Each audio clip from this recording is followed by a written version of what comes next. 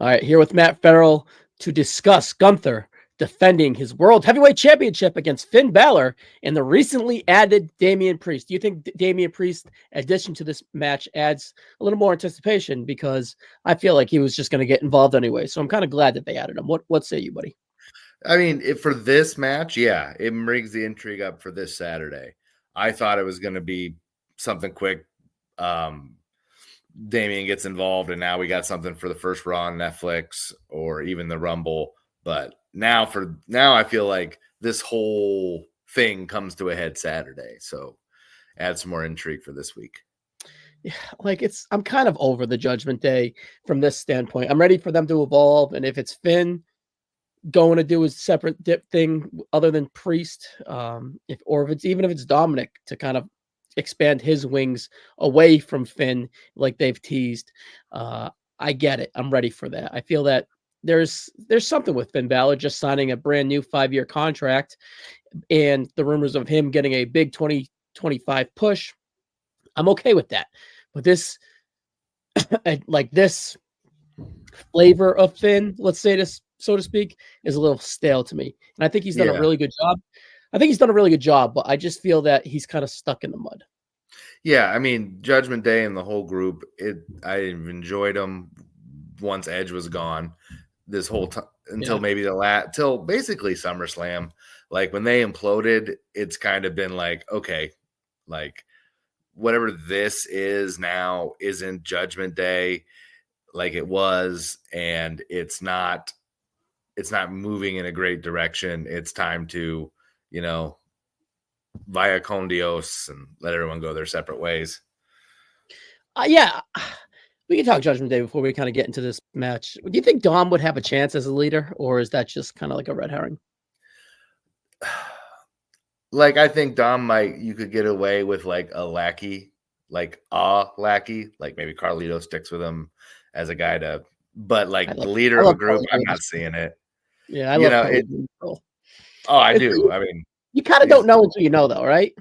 Yeah, I mean, you can give it a shot. I just don't see it as like I think if you make him with enough gravitas to be the leader of a group, he's losing that Dom heat as the slimy loser who shouldn't be where he is, if that makes sense. I feel like he's kind of over that and been there, done that with that. So I don't know. We'll see. All right, Gunther. There's some buzz out there that he's a little stale as World Heavyweight Champion. I don't feel that. I feel that him becoming World Heavyweight Championship was a rapid rise from losing the Intercontinental Championship, winning King of the Ring, and it didn't feel out of place, right? It feels like the shoe fits, right? So I feel like the timing's now.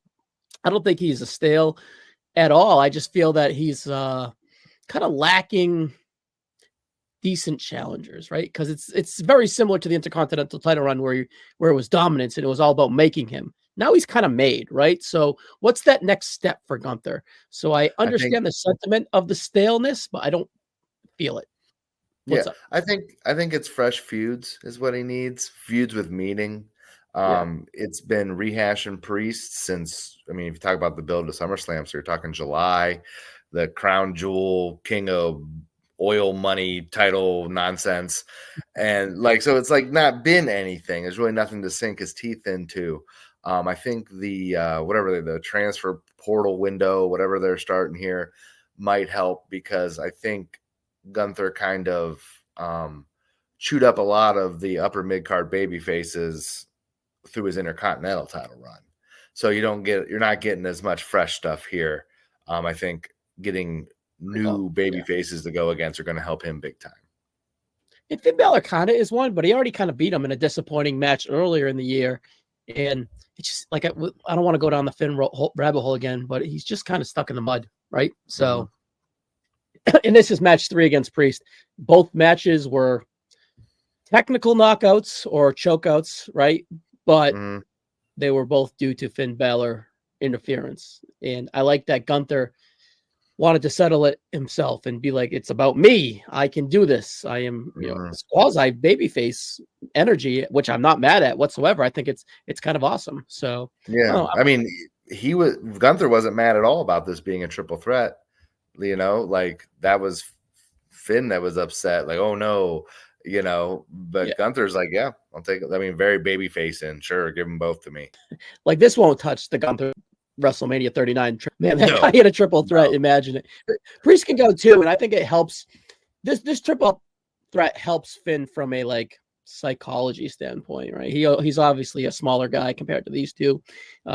He's a little older, so he doesn't maybe have the mobility and the agility to kind of Tom and Jerry these two, but I feel that a triple threat kind of structure wise fits him a little bit better too, because they would have to go to real work to make Finn look credible in a one-on-one match versus Gunther in his current state, of course, and they haven't been doing that. So I think making a triple threat here on a 2-hour TV special is definitely helpful, because a Gunther match usually is kind of like the war that he goes through. It needs to be a longer, and they're not going to get that much time, but they're all trying to jam into this 2 hours.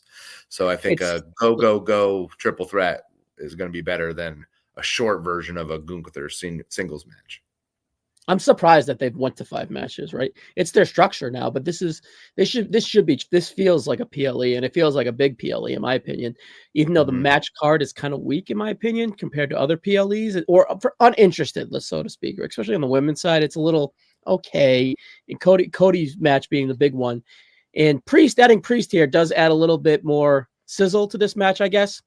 But it's gonna, construction wise, right? It feels a little weird. There's one of these matches has to disappoint and be super short, you would think, because I don't think the WWF title match is going to disappoint from a length structure standpoint. This one may be like a WrestleMania 22 world title sprint, right? Kind of thing. But I think it's going to be more of an angle. Or the people are going to be anticipating the angle. So I don't know if they're going to really buy into the match. What do you think match wise or structure wise? Where do you think this falls when you're constructing this Saturday Night Main Event? Is this an opener, or is this in the middle? Well, I think I would lean opener, and then you can almost do the U.S. women's title, then the Drew Sammy, then women's world, and kind of go that way. And I don't see where I don't think Sammy Drew is the match you open with on this, so I think this kind of wins by default. So this goes 8 to 8:20 with entrances. The girls were up to 8:40 with entrances. 9 o'clock hour. We end with the Sammy Drew, some nostalgia. 9:10 for the girls, and then the main event 9:30. All right, that's kind of how that works. Yeah, that's a little bit better when you kind of look at it out, I guess. Yeah, still a little disappointing. I wonder if we're going to get commercials during the matches, or they're going to try and make it more like a PLE where it's split screen, maybe end of the match ad. I'm just curious how they're going to structure this, or they'll do it old school wise, where there's always some sort of weird stoppage and they went to commercial break, like someone leaves the ring, or the manager gets kicked out, some sort of cut point. I wonder how they'll do that. Yeah, I feel that they're going to do a ton of nostalgia too. So I think that's going to kind of lengthen a bunch of the matches as well. All right, Gunther was shown on SmackDown talking to Nick Aldis, like for the potential of coming over in a transfer portal, transfer window. I think the correct verbiage is. Him and Cody are still world champs coming out of Saturday Night's Main Event. Does it make sense to flip them? No. No. Okay. No, I mean, and it's for the branding. You got all the worlds on one show, all the WWE versions of the titles on the other show, and that really helps. Like, at least me. Maybe I'm stupid and I need that, But I mean, from previous brand splits where those got all flipped around, like in the the Ruthlessly Aggressive era, that sometimes would confuse my simpleton self. Like, wait, which title is on? I mean, I know who the guys are, but like which title? It's a nice. There's no reason you can move the contenders around. No reason to move the champs. Well, I feel that Judgment Day is getting flipped, or whatever iterations left of Judgment Day. So either Liv wins and they bring Gunther with them, and then they flip the worlds in the WWF, or Liv loses to EO, and then the world stays on Raw. I can see the whole all going together as like a package and just flipping the titles besides the mid cards. I can just see that happening. Yeah, I mean, I don't know. It feels like they're kind of pushing Finn away, like the way he's Dom doesn't deserve this. Watch me, and they're getting so like maybe Judgment Day as a whole doesn't move, and maybe it's just Finn. I'm cool with that. Maybe that's to go with the rumor of him having a big 2025 singles push, right?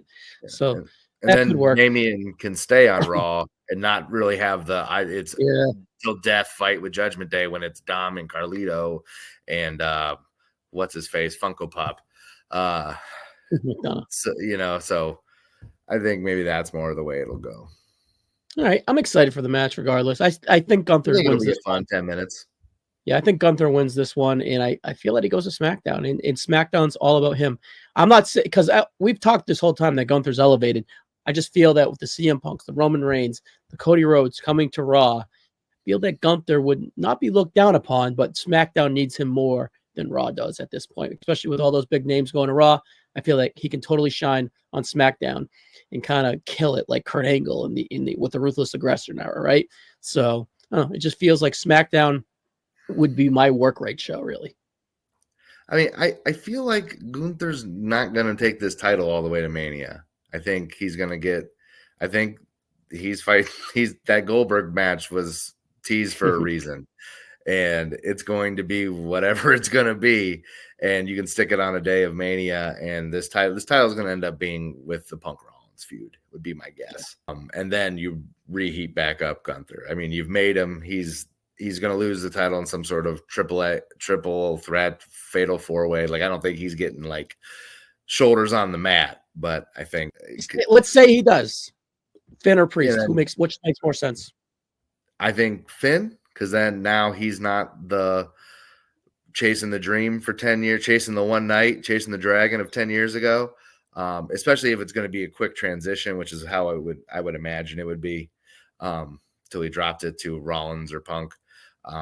And I don't think you need Priest to, after he's lost so much to Gunther, and then lose this or win this, but then lose right away again. He kind of seems like a choker. So I think he takes the step back to be built up later instead of being front and center, taking losses. Makes sense. All right. Well, Ferrell, you heard it here. I'm sticking to Gunther. You? Oh yeah. I think Gunther is where it is. Between them, yeah. Yeah. But if the title changes hands, it'll be Finn.